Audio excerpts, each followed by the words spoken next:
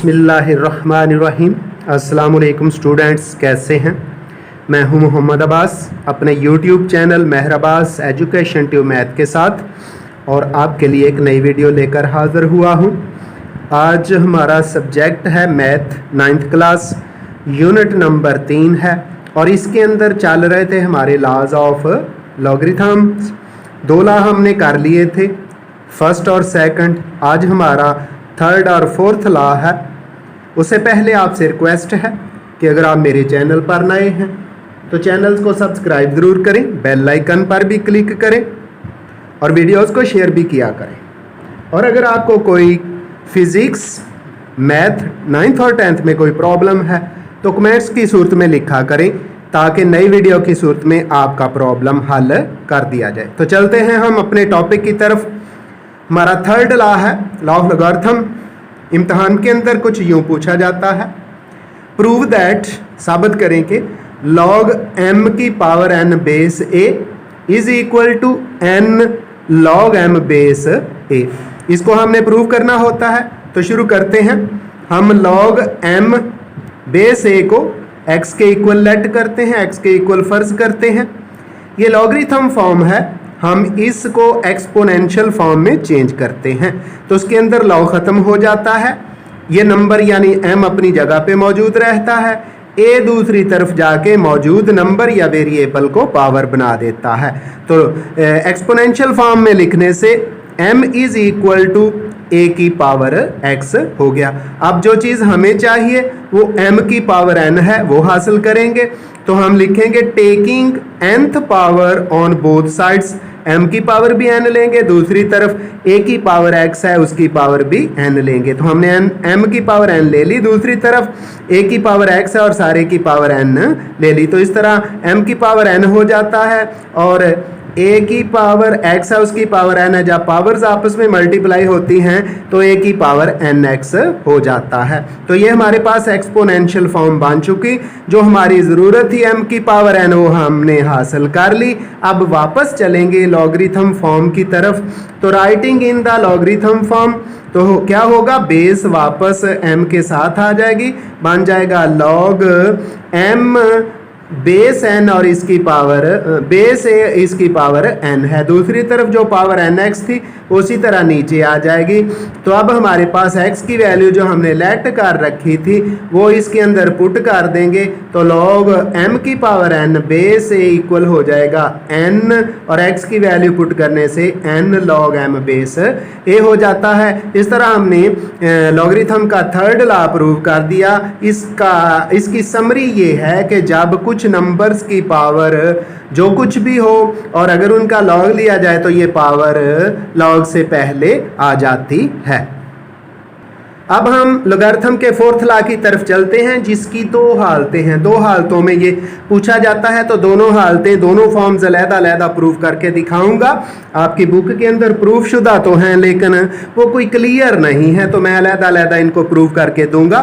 तो पहली फॉर्म कुछ यूँ आती है, log n base a is equal to log n base b multiplied by log b base a। और जो सेकंड फॉर्म है वो कुछ यूँ आती है, log n base a is equal to log n base b over log a base b। तो पहली फॉर्म की तरफ आते हैं और उसको प्रूव करते हैं। वो है log n base a is equal to log n base b multiplied by log b base A. हम इसके अंदर log ये जो n बेस b है उसको x के इक्वल लेट कर लेते हैं। हमने इसको x के इक्वल लेट कर लिया। ये लॉगरिथम की फॉर्म है, हम इसको एक्सपोनेंशियल फॉर्म में ले जाते हैं। तो b दूसरी तरफ जाके x को पावर बना देगा, n हो जाएगा b की पावर x। अब हमें n के साथ log बेस a चाहिए, तो हम करते हैं taking log to the base a दोनों। तो n की log बेस a ले ली, दूसरी तरफ भी जो b की पावर x थी उसकी भी log बेस a ले ली है। दोनों तरफ की हमने log बेस a ले ली।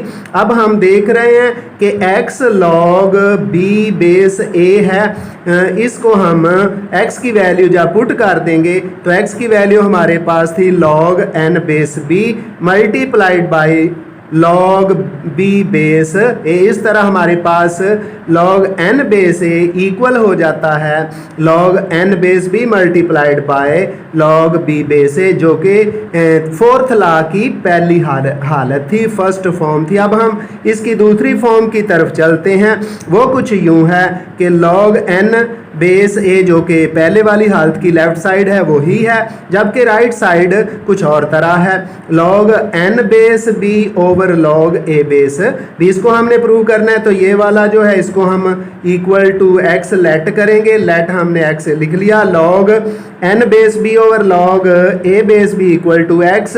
ये जो log a बेस b है इधर डिवाइड हो रहा है, दूसरी तरफ जाके x के साथ मल्टीप्लाई हो जाता है। इस तरह हमारी इक्वेशन आ जाती है log n base b is equal to x log a base b।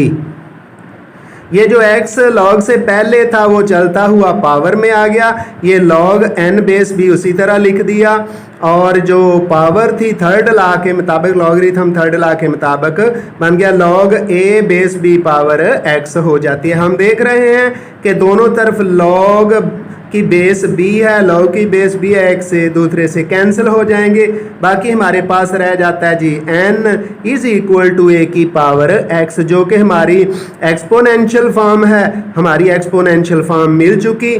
तीनों चारों लॉज के अंदर यही है कि हम एक्सपोनेंशियल फॉर्म हासिल करते हैं, अपनी ज़रूरत पूरी करते हैं, और उसके बाद जो कुछ उसने पूछा होता है, और उसके बाद वापस लॉग की फॉर्म में चले जाते हैं। तो ये फोर्थ लॉ में भी हमारी एक्सपोनेंशियल फॉर्म बन चुकी। अब हम इसको लॉगरिथम फॉर्म में जब लिखेंगे तो log n a वापस बेस में आ जाएगा, और जो x पावर थी वो नीचे आ जाती है, और x की जो वैल्यू थी, putting the value of x की जो वैल्यू हमने लेट की थी, जब वो पुट कर दी तो हमारे पास आ जाता है log n base a is equal to log n base b over log a base b। आइंदा मिलेंगे एक नई वीडियो के साथ। दुआ में याद रखिएगा। अल्लाह हाफिज़।